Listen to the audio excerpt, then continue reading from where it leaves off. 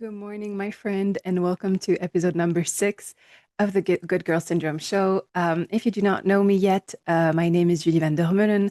I'm an empowerment coach for high achieving women, and I specialize in a concept that I call Good Girl Syndrome. I have basically developed a whole framework and a theory around Good Girl Syndrome and how to get out of it.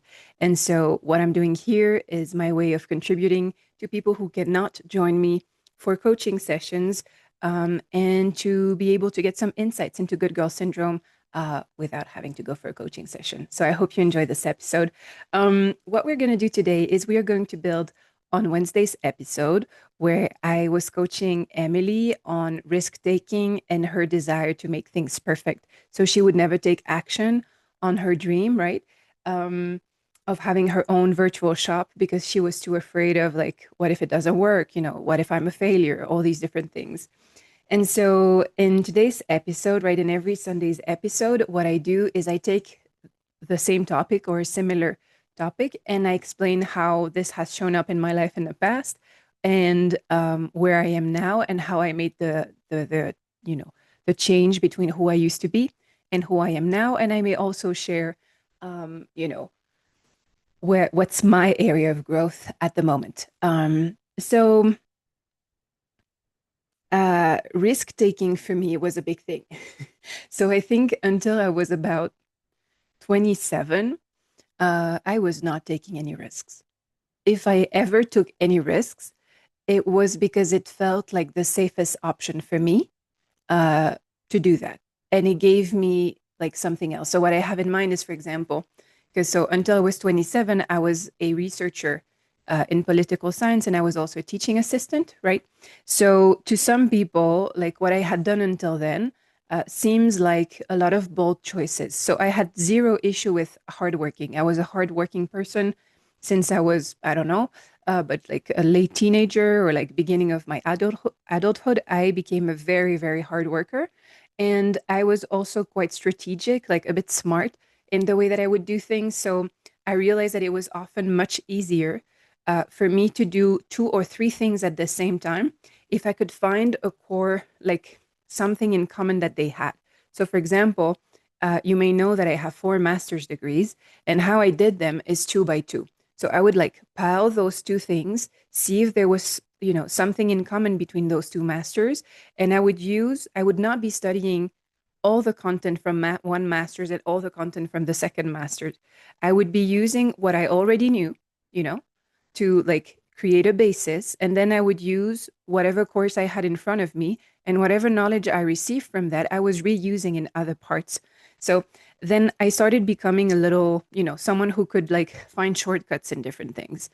And so then I went into a PhD. So I did all these masters also because I wanted to do a PhD, because some teachers, I was lucky enough that some teachers had encouraged me from the beginning of my university years. They were telling me that I had a really good analytical mind and that research was probably the right path for me. So I followed that. And there was some fear attached to that, right? To making these types of decisions. But for the most part, I didn't do it out of a sense of courage. I did it because I kind of felt like I had to, right? So for example, when I entered university, I needed to teach, right? I was a teaching assistant. I was getting paid to teach, and that's how I could finance my own PhD. And so, you know, if I had any choice in the matter, I would not have given any of the classes that I did, right? I ended up really loving teaching, but it was really, really stressful for me to do. And like at the time when I would go into my classes, like I would finish, and the moment I would feel like I was in the zone, the minute that I stepped out and went back to my home, already on the walk back, I could see all the stuff that I didn't do well, right? And then I would feel like exhausted for the rest of the day, and I would feel like a failure. And then I would, like, again, I would build myself up, go back to the next course, feel like a failure when I finished, all these different things. Even though the results tended to be quite high, like when first of all I had very a lot of engagement in my classes and also pretty good grades. But also afterwards, when students would give feedback, they would give really, really good feedback. So I was in a flow, things were going well, and yet like my perfectionism was always getting in the way. Like I could never appreciate things. But so on the outside, it looked like, even in that phase of my life, that I was taking a lot of risks, that I was like some sort of a risk taker because I was doing like these masters two by two. And by the age of, I can't remember, was it 27 when I started my PhD? I can't remember now. 25 to 27, somewhere around that. I already had like four master's degrees and I was doing a PhD and I was teaching to master's students. So, from the outside, that was pretty impressive, right? Um, However, the reality was that I was always avoiding, like I was avoiding risk at all cost. I don't like risk was not at all a value for me. If like risk for me was a major cost that I was trying to really avoid. Um, and then I think 1 year into my PhD, I started from the very beginning noticing that I didn't feel like I belonged in that space. And I didn't really know if this was really for me. Like I could be good at it. I could do the things and I could do them well. And I could find some enjoyment in the things that I was doing. But I wasn't exactly sure, like, if this was right for me. And at the same time, I was in a bit of a crisis, actually, not in a bit of a crisis. I was in a big crisis at the time on a personal level. Like everything, I had a boyfriend for 9 years and we broke up. I was living in my parents' home until then, and I had just left, and I left on bad terms, which meant that I wasn't speaking to my family at the time, which, even though I felt like it was the right move, it was still very painful for me to be away from my family. And also because I was on my own, I was confronted with my own inner demons, if you see what I mean. That, like, beforehand, um, I used to think that the demons were in the people around me. And then when I went, and this is partly true, right? That like other people have their own stuff to deal with. But when I was with myself in my own home, I could realize that like now there's no one else to blame but myself. And so I was in a very dark patch for, let's say, a year with ups and downs. And I started putting everything in question. And I realized that this way for me to seek comfort, right? And to have like a very different way of being perceived, like what I project and who I really am and how I really feel. There was such a gap, like this lack of integrity in some way was really painful for me. So I started reading all sorts of books, a lot of self-help books. It was the first time that I was, reading any of that, and I absolutely adored them. Like I could really understand myself better through reading all these different things. And one of the books that I read was a sort of memoir from Shonda Rhimes, the woman who has written Grey's Anatomy. And she has a book called The Year of Yes. And in that book, she explains how she herself was always like working, and performing, and there was no fun and no play, and that she was really actually just being in her comfort zone. So, exactly what I just described, just on a bigger scale, right? In terms of her success. Um, and also of the consequences for herself, I would say. And so when I read that book, I was like, okay, I need to do exactly what you did, which is I'm someone who always says no to everything. Like I say no to everything. You want to go out? No. Do you want to do this thing? No. Like, do you want to? I was always saying no. All I wanted to do was to be in my own home, in my own little bubble, with my own self, right? Reading my books, and that's it. That's all I wanted to do. And then I would do, what was necessary for me to be really good at the work that I was doing, and that was it, right? Um, and so I started saying yes because of that book. And so that radically changed my life because I realized just how many opportunities I was receiving in the world that I was saying no to. So a friend of mine, actually, he wasn't even really a friend at the time. He was just someone who was at school with me when I was a teenager, sent me a message and asked me for coffee. I would have said no in the past, right? And I went for the coffee, and then he asked me if I wanted to join him and potentially, like, in a, what's the name of that? The type of pyramid type of businesses with network marketing. I would have always said no in the past, and then I was like, you know what, I'm going to come to your conference. I'm going to see what this is about. Who knows, perhaps I'm going to learn something. It's how, in the process of this conference, how I encountered Tony Robbins for the first time, by the way. So it's because I said yes to that specific thing.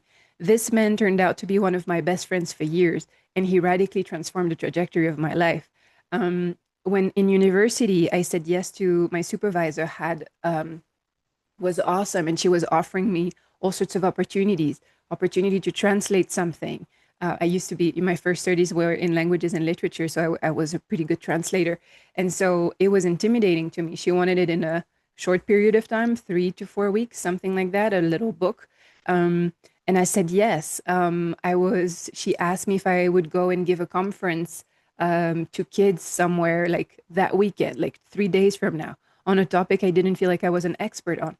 Everything inside of me wanted to say no, and I said yes, right? She asked me if I would replace her for a 2 day conference in Romania, um, talking about European integration, which was, what she was doing. And I was sort of studying from the side. Um, and so she asked me if I would replace her for 2 days. She would be giving the three first days, I would be giving the two last days or something like that. Or I gave three, she gave two, I can't remember. Um, but yeah, so it was in front of EU officials in Romania, and which was very intimidating to me, right? At 26, when I just started my PhD a year ago. And so I said yes, right? And so the whole thing went like that. Like the whole year was like that. Like there were new colleagues who had entered in. They asked if I wanted to go for a drink. I never went for a drink. I don't even drink, but I went anyways, right? And so I started this path, which was very, very exhilarating to me, of like saying yes to things that weren't comfortable, right? And I would just say yes and just be like, okay, we'll see. And so that's how my journey to like starting to take risks started. The challenge for me at that point was that then I also lost myself in that year, in a sense that that year was a lot of fun, but it was also very exhausting because I went from being a total introvert who would spend, 24/7 in her house to being all the time outside doing all the things that people were, asking me to do. Um, and so I had a lot of opportunities and I grew so much, right? But it also taught me that I was saying yes to a lot of things that I actually didn't like. Um, and so after that, for me, it became another step of like stepping back and saying yes, like kind of understanding, am I saying yes because it's just a risk? You know what I mean? Or do I actually want to do this thing? And vice versa. Am I saying no because this is really not an opportunity that is aligned, or is it because I'm afraid? If it's because I'm afraid, then I'm going to go for it. So I started this, this whole journey towards that a few years ago.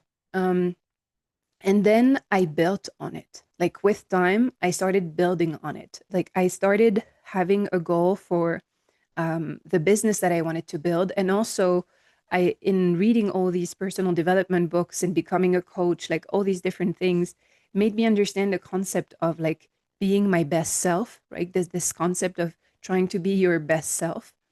And I started really consciously imagining, which I had never done before, what what type of woman did I want to be? Who did I want to be? Right. And I noticed at the time that one of the things that happened, there's this saying in this world of personal development. In spiritual books, you see that as well, which is that you often, in terms of your romantic relationships, that you are often attracted, like if you see that you have a specific type, you are often attracted to the parts of you that you are not in contact with. And so that they're a mirror for you, right? They're doing the opposite of you. And so they're very attractive to you because they're doing that thing that you won't allow yourself to do. It's how I interpreted it, at least at the moment. And so I noticed that most of the men that I was dating at the time um, were all adventurers. They were all like risk takers who were going like abroad and doing all these different things. And at some point, like I put them, there's an exercise where you put, can be with like your partners, but it can be about your jobs. It can be about pretty much anything in your life. You put like different columns next to one another of the same thing. So for me, it was like different men that I had dated, 3 or 4 different men.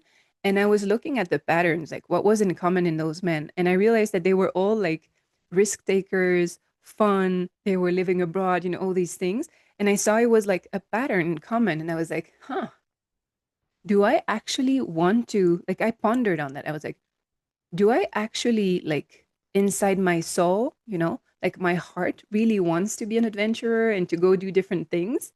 And then I was like, actually, yeah, like that seems so much fun to me. And at the same time, I'm so scared. Like all I've done is like be comfortable for the last years, right? Like made comfortable choices. Doesn't mean my life was comfortable because those comfortable choices had bad consequences many times.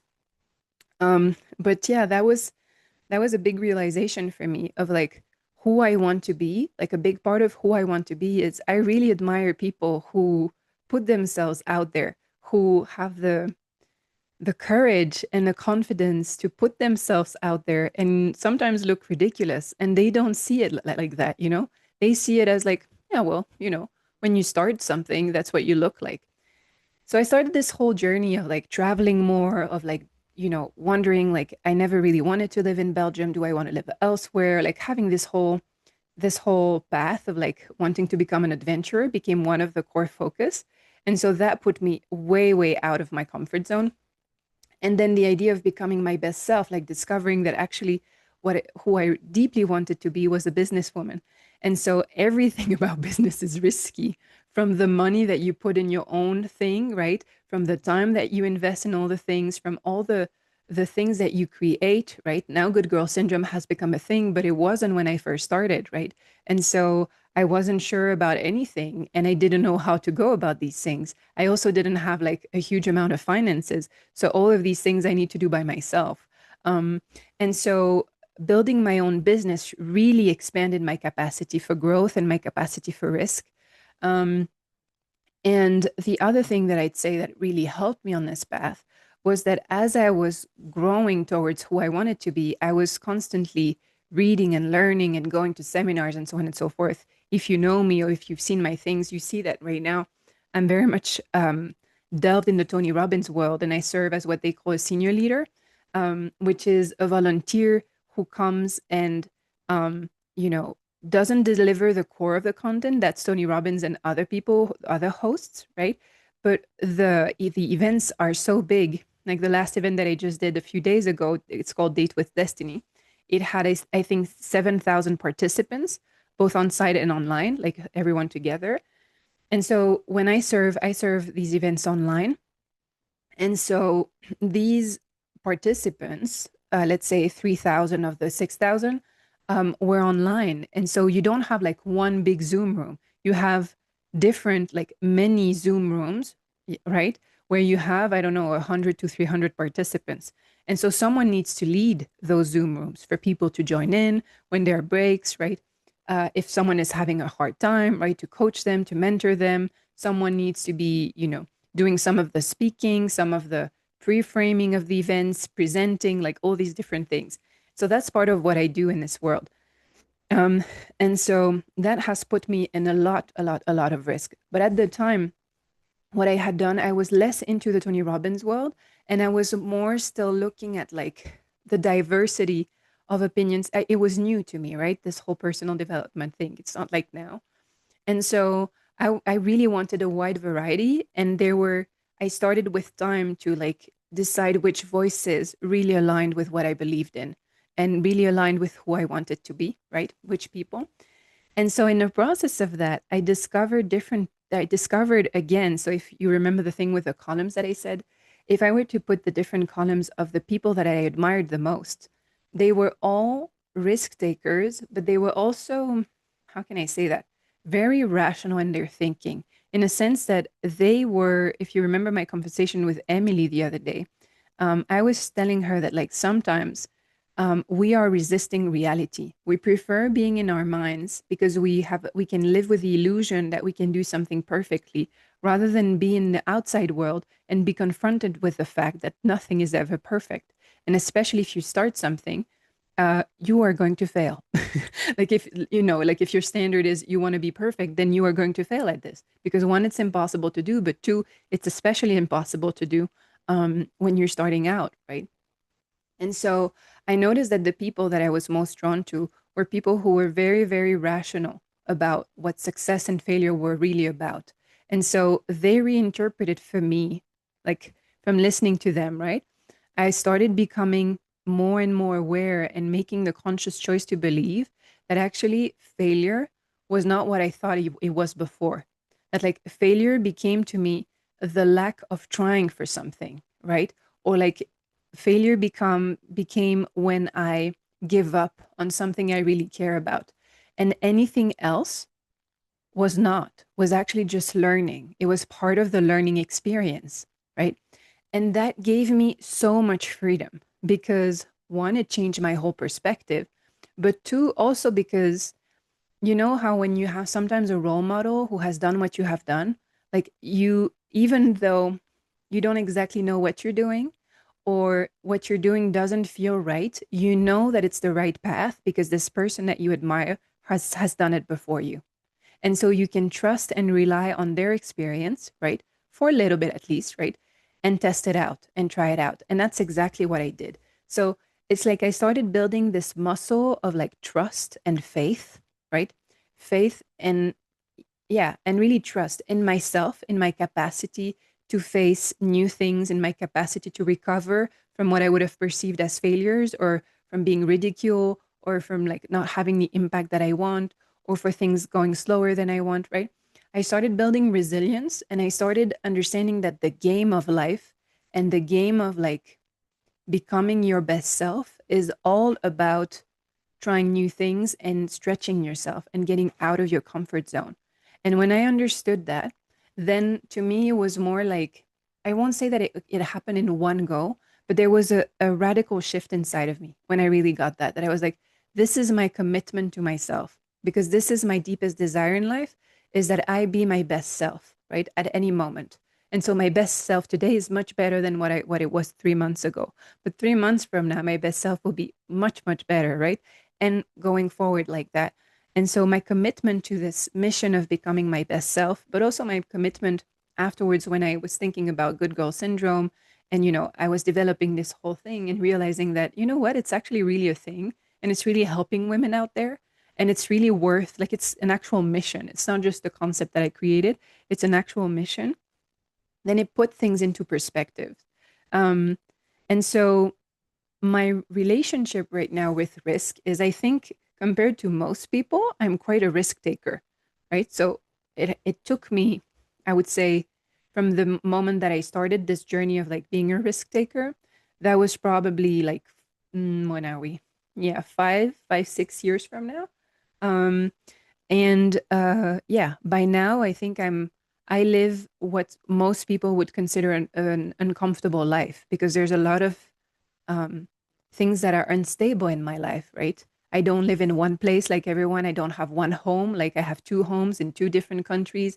I travel all the time. Um, I keep testing new things. So I keep doing things like now, right? YouTube is one of those new things where I have, I don't know, 10 subscribers or whatever it is, right? Which the old version of me would never have started this because I would have felt ashamed and, afraid. And what will people think? And, what if it's not perfect?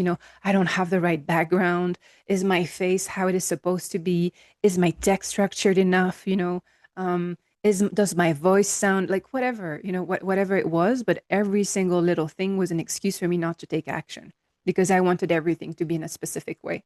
I wanted things to be, exactly the way that the people that I admire who have millions and millions of followers, how they do things without understanding that the reality, coming back to this concept that I was talking to Emily about, the reality is like if you reconcile with reality, the reality is when you start, you're not good at whatever you're doing, right? So when I'm doing this, there's some skills that I've learned from other things, right? I was hosting a radio show. I've been doing public speaking for a while. I go on podcasts. Like there's a lot of things, a lot of skills that I have built that I can use this. And this is way less intimidating. I do all these events, right? All these, oh, my dog is participating. I do all these Tony Robbins events, right, where I'm on camera and I talk all the time and I do these types of things live and I have to be in flow and so on. So I'm stacking all these skills that help me to do this. So it's not like I'm starting from zero, but still, it's a whole different realm, right? It's one thing to film the video. I'm sure that like in 3 months from now, when I will be looking at this video, I will be like, I really don't like it, right? The perfectionist in me is like, this is really not what I want, right? every part of it. I will like analyze it. It's what I do. I will pick it apart. I will see what was great, what can be improved, and so on and so forth. But I also know the peace inside of me comes from also knowing that this is how it works. That if I want this to work and I want to improve, I need to be doing this. I need to practically be doing this. And actually, I'm also grateful nowadays that I'm thinking, you know what? Actually, the building of your own thing, like, can you imagine trying something when you already have millions of followers and you try this new thing and everyone sees you when you're not doing so great, right? Like, that doesn't feel so comfortable to me. If that happens to me at some point, that I reach that level, I'm sure I will push through the sensation because I want to be my best self, right? But when I think about it, how much more comfortable is it to be doing this right now in front of 10 potential people who could look at this video rather than be doing it when I'm already at a high scale? So sometimes I think that we are a bit unrealistic in like how we understand and perceive how life really works and how putting things in the world and like creating things, how it actually works, right? And so to me, that's part of my story, what I just explained.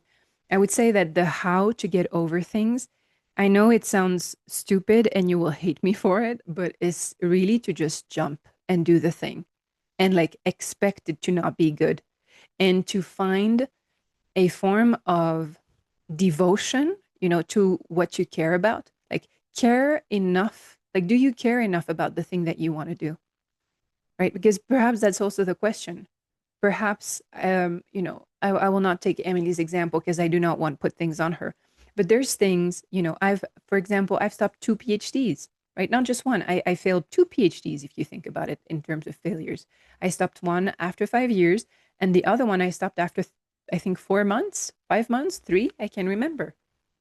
Um, and in both cases, because I realized that at the moment, for different reasons, I realized that that was not my priority, actually. Like I started something and then I stopped it, right? Um, and it was the best decision of my life. But the best decisions of my life of failing, like part of me cringes. I mean, now I'm okay with it, but when it happened, it felt like torture to remove myself from both of these programs. And the second time was much, much more painful than the first one because I was very, very judgmental about myself, to think, oh, you're doing this again. You started this whole thing. You put all this money inside of it. You said you were going to do this. Like this whole team is counting on you and now you want to pull away, right? And so there's like, it's just like the cost. I think that is the cost of like leaping and making these types of decisions is that sometimes the decisions that you will make will not be the right ones. And that is okay. And so it's like coming to terms with like what living your life fully really is about and what it really looks like. And it doesn't look like an Instagram reel where everything goes well. It looks like you try something, it's super uncomfortable, you don't know how to do it. You think like every single night, you think, I'm never doing this again. And then tomorrow morning you wake up, you're like, let me try this one more time. And then when you compound all of this, you can see the progress over time and you can see that like, oh my God, this was so worth it. And you can even go back and see the things, like I said, that my two failed PhDs, the two PhDs that I stopped, both of them gave me so much, so much. And I think both of them I exited, when I want to see it like that, both of them I exited at the exact right time for me. I had learned everything I needed to learn in that environment based on what I wanted. I'm not saying that I couldn't have learned more. I'm saying that for like my own interest, what was aligned for me, what I wanted to become, who I wanted to be, I had learned everything I needed, right? I was getting bored in my first PhD. I was so bored of doing the things that I was doing. This was not what I wanted to do. In the second one, I could feel I was able enough to recognize the misalignment inside of me from the start, which I didn't want to see because I was like, how am I going to be out of this program? I just started this program. It's supposed to be 5 years. Like, I want this to work. Plus, like I had a little bit of, I don't know if we can call it PTSD, but, I really wanted to, like, for this time to work. I was attached to this working for this time and for me to have made the right decision. And so when I entered and I was like, this is not the right decision. This is not the program for me. These are not the people that I want to be around. this is not bringing me to my best self, my best self. I'm not saying that if the program wasn't good, the program was fantastic. It just wasn't what I was thinking it was, you know? And so in retrospect, those big risks that I took and that someone else could see as failures or mistakes, to me, they were foundational to who I have become because I became someone else in the process of failing those, right? Um, so yeah, my advice to you is there around risk, there is no other way than to just jump. It's about jumping. It's about getting out of your head and all the reasons why you shouldn't. And it's like about trusting your heart that, this is what feels, it keeps coming back. It feels like the right thing to do. I don't know why, I don't know how, I don't know any of the specifics, but it feels right to me and I'm going to trust that. Or you go the rational way and you say, you know what? Anything worth building takes risks. And so if I want to be someone that I'm proud of and who can create the type of life that I actually want, and if I want to become the type of woman that I actually want, it, I will need to take some risks. And so I will take it for me. In both cases, it's a decision to be uncomfortable for yourself, not for the self that you are now. It's like sacrificing the comfort of the now to for the you of the future, basically. And for me, when I see that, when I know that, it's what I was saying about the best self. There's no other way. I might still be scared when I do the thing, right? I might still feel like, oh my God, I want to run away and like, what am I doing? And have all these thoughts. I still have all these thoughts, much, much less than what I used to. But I know why I'm doing it. Not necessarily the specific why of like, why am I doing these YouTube videos? I know like the purpose that I told you about. I don't know what it will turn into. Perhaps it will work, perhaps it will not work. I don't know like what it will bring to me. I have no idea what it will be, right? But I know that it feels right. And I know that I'm becoming my best self by doing these. So I'm doing it. Doesn't matter if 6 people watch it or 1,000 or 100 or whoever, however many, right? That's what I remember, that I am becoming my best self and I'm doing this for me. So that was it. That was it for today. I hope you enjoyed this conversation. I hope it was helpful. That's always my deepest desire. If you like this, please put a little thumbs up or give me a little comment, say hello to me, um, tell me what you liked. And of course, as always, if you have any topics that you would like for me to talk about, you can look at the description box and you'll see that there's a link to a Google form where you can ask me any question you have or share any story that you have that you would love some advice, some mentoring, some coaching on. And I will take it for one of the next videos. So, yeah, I think I'm going to leave you with that. I'm sending you all my love. Thank you for listening to me, and I will see you on Wednesday. Bye, my friend.